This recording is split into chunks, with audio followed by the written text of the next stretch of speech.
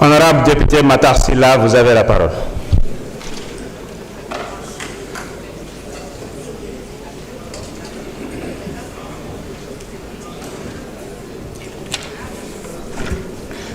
Merci beaucoup, Monsieur le Président.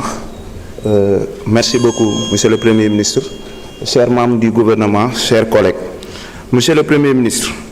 le rapport d'audit de la Cour des comptes sur la gestion des finances publiques entre 2019 et 2024 a fait ressortir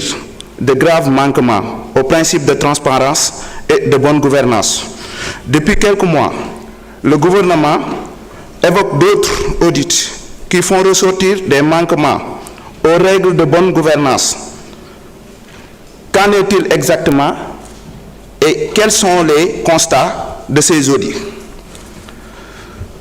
Ilimaanu jëwriñ bi ñu ngi lay nuyu di la jaajëfal yow ak sa gouvernement ci liggéey bu am solo bi nga xam ni def ngeen ko. Gis nañ ne am na rapport audit boo xam ne nii Cour des comptes génneel nañ ñu ko ci diggante 2019 ak 2024 buy wane ne am na njuuj njaaj yu am daye yoo xam ne nii kenn xamul fu mu toll te ñi nga xam ne nii dafa am ñu fi nekkoon def ko mu nekk loo xam ne nii dem na sax ba kawe suñu njortu ci bor bi nga xam ne nii moom lañ déclaré woon ne ñoom bor bii lañ fi bàyyi bor boobu sax ëpp nañu suñu dayoo te rapport yooyu génnee na ko ba indi sax ci li nga xam ne nii maanaam mooy gasax ci budget bi nga xam ne ñoom moom lañ fi bàyyi woon ak ci fi ñu nekk nii mu nekk loo xam ne nii lu am solo la. ma doon laaj aussi état bi am na ay audit yoo xam ne nii lancé woon na ko ay càmbar ñiy laaj càmbar yooyu noonu fan la ci toll ak lan moo génnee ci càmbar yooyu ci foncier bi ci énergie ak contrat yeeg loolu noonu yépp moom lañ doon laaj ñu ngi leen di sant di leen gërëm. jërëjëf honorable député Matar Sylla. Monsieur le Premier ministre man nga jël kàddu. jërëjëf honorable Matar Sylla ma daaneel dernier laaj bi desoon ci ki njëkk a wax rek di wax ni j'espère que c'est pas interdit monsieur le président de l'Assemblée wax na concertation pôles territoriaux yi loolu liggéey bu tàmbali rek la defe naa le ministre de l'urbanisme et des collectivités territoriales mi ngi ciy def liggéey bu am solo concertation yi démarré wul tey avec le président de la République te du jeex tey dafa fekk rek mu waroon dem ci bor boobu mu profité ci def lu mel noonu waaye li nga xam ne ministre bi mu ngi koy liggéey te ñu présenté ko en conseil des ministres mu koy continuer élaborer bu ñu paree l'ensemble des acteurs sont associés à ce qui est en train d'être fait. mu wax tamit ci li ñu jëm ci promulgation de la loi d'orientation agro-sylvo-pastorale bi nga xam ne ñu ngi ci te lu bëri ci li nga xam ne conflit ak éleveurs yi war na koo mën a régler entre éleveurs yi ak béykat yi ci laaj bi ñu laaj dafa wax ci audit yi auditu Cour des comptes bi benn audit la woon bu am solo mais moom dafa porter seulement sur les finances publiques waaye am na yeneen yu bëri yoo xam ne ñu ngi ciy liggéey bi ñu toogee ba léegi dañoo lancé ay audit yu ci bëri mën naa ne am na yu ñu ci finalisé mu mën cee lim yi nga xam ne Cour des comptes moo ko def muy li nga xam ne dafa jëm ci les dépenses financées sur ressources extérieures au profit du CETUD dans le cadre du projet BRT ak l'audit sur le contrôle de la gestion de l'Agence nationale d'insertion et de développement agricole ANIDA, l'audit sur le contrôle de la gestion de l'ANPEJ, l'audit bi nga xam ne moo porté sur les licences de pêche, sur le programme PUMA, sur le programme PUDC yi nga xam ne nag inspection générale d'État moo ko def IGE boobu tam mën nañ ci citer les grands trains du Sénégal ak le fonds de développement des transports terrestres, le fonds d'entretien routier muy le FERA, les chemins de fer du Sénégal, les dépenses liées à la subvention du Fonds mondial de programme national contre le paludisme, l'audit du centre hospitalier Roi Baudouin de Guédiawaye, l'audit du programme d'appui au développement agricole et de l'entrepreneuriat rural yi nga xam ne ARCOP moo ko def ci marché public yi am na audit des marchés de l'office des forages ruraux, l'office des lacs et cours d'eau, la Société nationale des eaux du Sénégal SONES yooyu yëpp boo ko boole yi nga xam ne les inspections internes ci ministères yi ñoo koy def muy audit yu bëri yooyu boobu mën nañ ci lim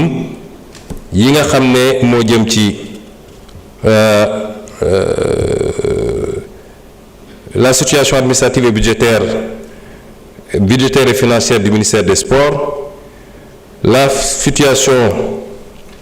de l'ex-ministère de la Jeunesse, de l'Emploi et de l'Entrepreneuriat, la gestion du secrétariat général de la Biennale des Arts, la gestion de l'édition 2023 du FESNAC, l'audit du personnel du ministère de l'Agriculture et de la Souveraineté alimentaire, le complexe agropole de Pâle,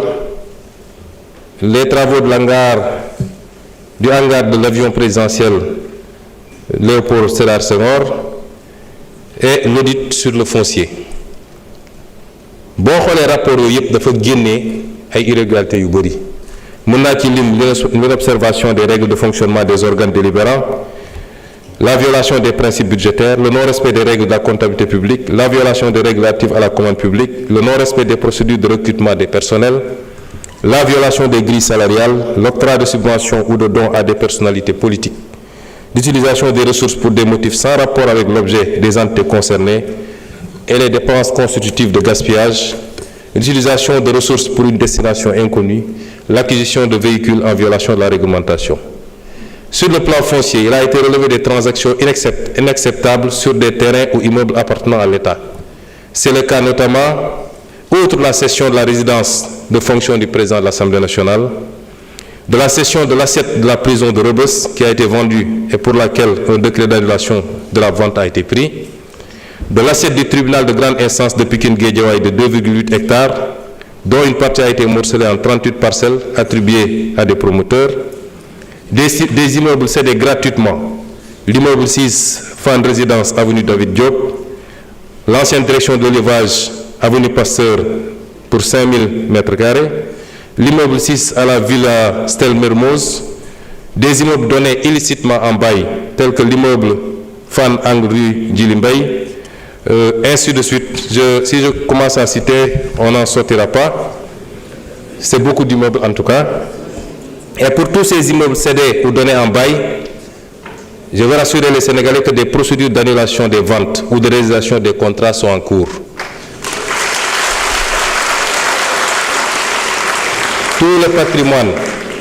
le patrimoine immobilier et foncier bradé